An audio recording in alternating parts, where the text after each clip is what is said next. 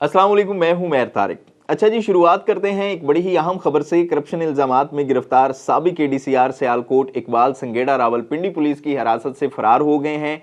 Rawalpindi police मुलजिम को थाना एंटी करप्शन रावलपिंडी के एक मुकदमे में अदालत में पेश करवाने के लिए रावलपिंडी लाई थी, जहां पेशी के बाद वापस लाहौर जाते हुए मुलजिम का भाई इसे अपने साथियों के हमरा पुलिस की हिरासत से लेकर फरार हो गया। तो ये है जी इस मुल्क की सूरत हाल। तफसील आपको बताता चलूं कि इकबाल संगेड़ा को रमा बरस 1 अगस्त को सियालकोट में एक हाउसिंग सोसाइटी के एनओसी के बदले करोड़ों रुपए रिश्वत लेने के इल्जाम में गिरफ्तार किया गया था। पुलिस ने 3 रोज तक मुलजिम के फरार की खबर छुपाई रखी। पुलिस मुलाजमीन की गफलत और लापरवाही पर थाना चक्री रावलपिंडी में मुकदमा भी दर्ज कर लिया गया है और मुकदमे में ये सारी चीजें लिखी गई हैं जी कि किस तरह से वो फरार हुआ और इसमें पुलिस की मुबैना मिली भगत और का भी कहा गया है।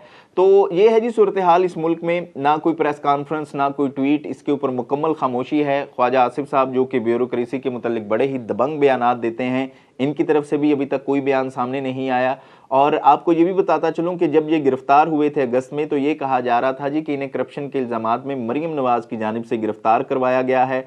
बाकी ये ख्वाजा साहब के हल्के के आरओ भी थे इलेक्शन 2024 में, जिनमें वो कामयाब हुए थे। और अब ये दोबारा कब गिरफ्तार होते हैं या नहीं होते, 3-4 दिन गुजर चुके हैं, लेकिन अभी तक इसमें कोई अपडेट सामने नहीं आ सकी है। अच्छा जी, अब बात करते हैं talk of the town topic, यानी कि दी इकोनॉमिस्ट की जानिब से जो इल्जामात लगाए गए थे, या आप कह लें कि जो उनकी जानिब से इंकशाफात किए गए थे बुशरा बीबी के मुतल्लिक, खास तौर पे या इमरान खान के मुतल्लिक।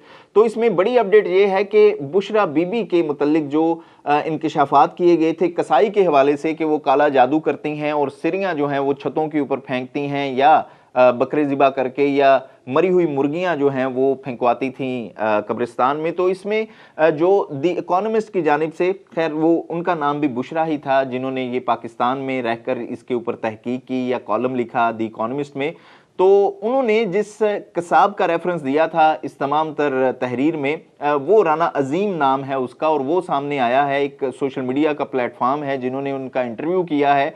और राना अजीम ने कहा है जी कि जो इस तमाम तर मामले में उन्होंने मेरे हवाले से चीज़ें लिखी हैं वो बिल्कुल गलत हैं। उन्होंने उनसे कोई ऐसी बात नहीं की। वो पिछले 15 साल से इमरान खान के लिए घर में गोश्त सप्लाई कर रहे थे।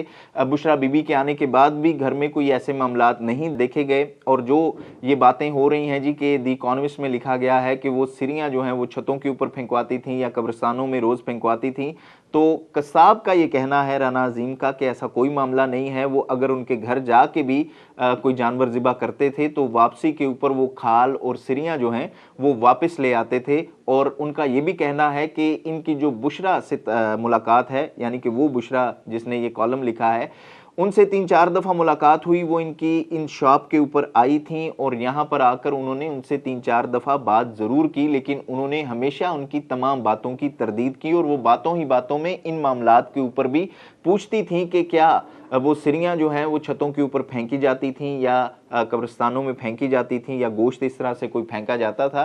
तो राना अजीम ने कहा जी कि मैंने हमेशा ही इन बातों की तरदीद की। और उन्होंने ये भी इंकशाफ किया राना अजीम ने कि वो आखिरी दफ़ा जब उनसे मुलाकात करने के लिए आई थी तो उन्होंने कुछ पैसों की भी ऑफ़र की थी उन्हें, लेकिन उन्होंने इसके ऊपर इनकार कर दिया था। तो ये मामला है जी, एक तरफ द इकोनॉमिस्ट के जो हैं वो इंकशाफात हैं या इल्ज़ामात हैं, और दूसरी जानिब ये भी चीज़ें जो हैं वो सामने आ रही हैं। अब पीटीआई ये कह चुकी है कि वो इनके खिलाफ एक्शन लेंगे और केस करेंगे कि इन्होंने झूठे इल्ज़ामात लगाए हैं, लेकिन अभी तक इसकी भी कोई अपडेट सामने नहीं आई है कि क्या पीटीआई जो इस वक्त पूरी की पूरी मेन स्ट्रीम पीटीआई जो है वो वकला की एक पार्टी है और बड़े ही अच्छे और मंजे हुए वकला उनकी पार्टी में शामिल हैं। इवन के इस जरीदे का ताल्लुक क्योंकि इंग्लैंड से है, इंग्लैंड में भी पाकिस्तान तहरीक इंसाफ की एक अच्छी फॉलोइंग है। इमरान खान के अपने ज़ाती ताल्लुकात हैं, वहाँ पर उनकी एक साबका अहलिया भी हैं।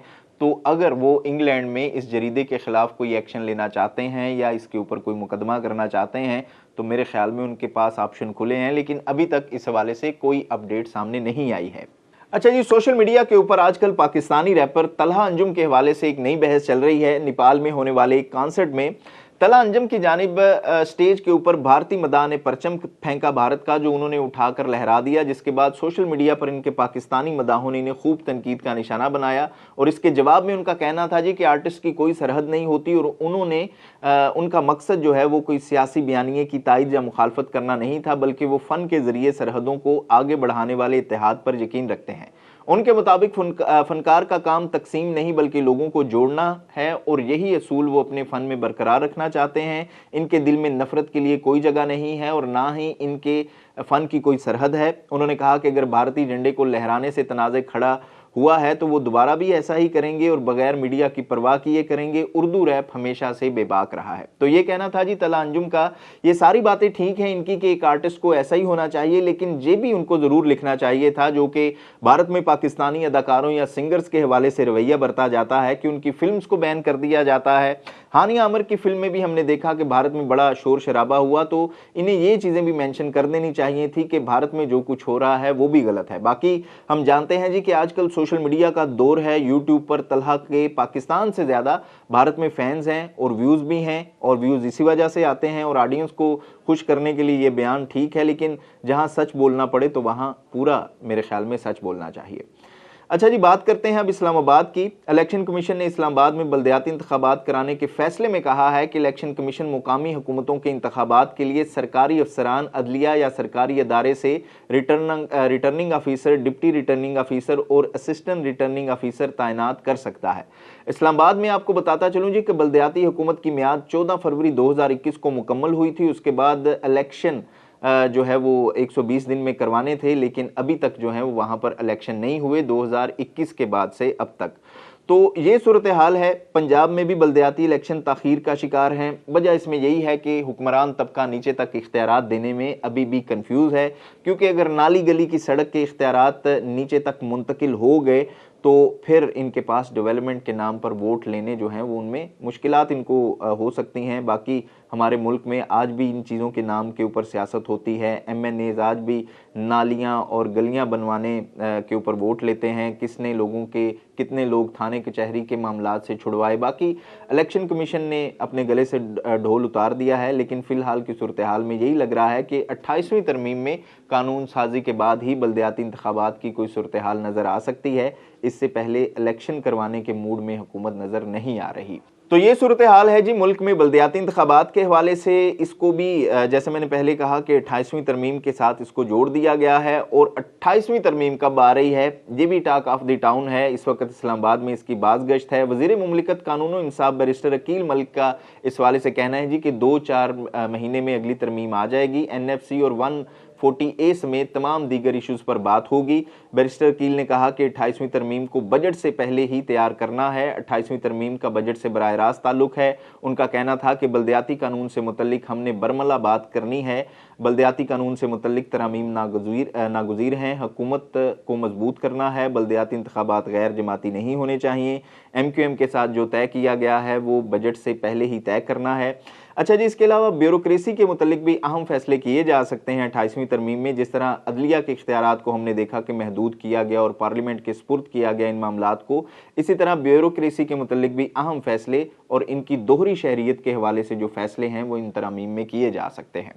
इस्लामाबाद की ही मजीद बात करें तो रावलपिंडी में पाकिस्तान और जिम्बाब्वे के दरमियान मैच जारी है। वहीं आज अपोजिशन की जानिब से आइन की बहाली की तहरीक शुरू करने का ऐलान किया गया है। आज पार्लियामेंट से सुप्रीम कोर्ट तक वाक का ऐलान है और PTI के रहनुमा असद कैसर ने कहा कि अमन व अमान का क़याम सिक्योरिटी अदारों और हुकूमत की जिम्मेदारी है, लेकिन हुकूमत सारा दिन मुखालफीन के खिलाफ केसेस बनाने और नाजायज़ तरामीम करने में मसरूफ़ है। वहीं मजलिस वादत मुस्लिमीन के अल्लामा राजा नासिर अब्बास ने कहा कि ये मुल्क में बाहर निकलने का वक्त है ताकि आइंदा नस्लों को बचाया जा सके। दूसरी जानिब लाहौर की बात करें तो हाई कोर्ट बार का जनरल हाउस इजलास हुआ जिसमें वकला ने एहतजाज किया और रैली निकाली। इसके अलावा 27वीं आईनी तरमीम के खिलाफ नारे भी लगाए गए। वकला ने GPO चौक से जजेस गेट के इशारे तक रैली निकाली। इस मौका पर सुलेमान अकरम राजा ने कहा कि हमने अपनी नस्लों के लिए उठना है, घरों में नहीं बैठ सकते। तो फिलहाल ये एहतजाज और रैलियां होम्योपैथिक सी लग रही हैं, जिनका हुकूमत पर किसी किस्म का फ़र्क या दबाव नहीं ज़ाहिर हो रहा। अपोजिशन में कोई भी जमात हो, एक्टिविटीज़ अपोजिशन का मंजन होती हैं, लेकिन मौजूदा हालात में अपोजिशन जिस तरह से महदूद हो गई है या इसको कर दिया गया है, वो इसके अलावा और कर भी क्या सकते हैं। बाकी आप कह सकते हैं कि अपोजिशन भी घुटने टेक चुकी है मौजूदा सिस्टम के सामने। अच्छा जी, अब बात करते हैं मुल्क में अमन अमान की सूरत हाल जो इस वक्त ख़ास तौर पे खैबर पख्तूनख्वा और बलूचिस्तान में है। एक तरफ जो है वो दहशतगर्दों के खिलाफ सिक्योरिटी फोर्सेज और पुलिस के ऑपरेशन भी जारी हैं, दूसरी जानिब अफगानिस्तान से दहशतगर्दों की आमद का सिलसिला भी जारी है। थाना बसिया खेल की हदूद में बारूदी मवाद नस्ब करते वक्त अचानक धमाका हो गया जिससे दहशतगर्द एक हलाक हो गया। डीआईजी बन्नू रीजन सजाद खान ने अपने बयान में कहा कि दहशतगर्द दवा खारा पुल पर आईडी नस्ब कर रहा था कि अचानक धमाका हुआ जिससे वो खुद निशाना बन गया। 8 से 10 किलोग्राम बारूदी मवाद की आईडी पुलिस के लिए नस्ब की जा रही थी। हफ्ते को पुलिस और शहरियों ने लकी बाउंड्री पर ऑपरेशन करते हुए 5 दहशतगर्दों को हिलाक किया था। दूसरी जानिब सिक्योरिटी फोर्सेज की जानिब से बड़ी कार्रवाई में खैबर पख्तूनख्वा में फितना ख्वारिज के खिलाफ 2 अहम इंटेलिजेंस बेस्ड ऑपरेशन किए गए और इस दौरान 15 ख्वारिज मारे गए। ISPR की जानिब से जारी बयान में कहा गया है कि सिक्योरिटी फोर्सेज के ने 15 और 16 नवंबर के दौरान सूबा खैबर पख्तूनख्वा में डेरा इस्माइल खान और शुमाली वजीरिस्तान में 2 अलग अलग ऑपरेशन के दौरान भारतीय प्रॉक्सी फितना ख्वारिज से ताल्लुक रखने वाले 15 ख्वारिज मार गिराए हैं। तो ये है जी सिक्योरिटी की सूरत हाल।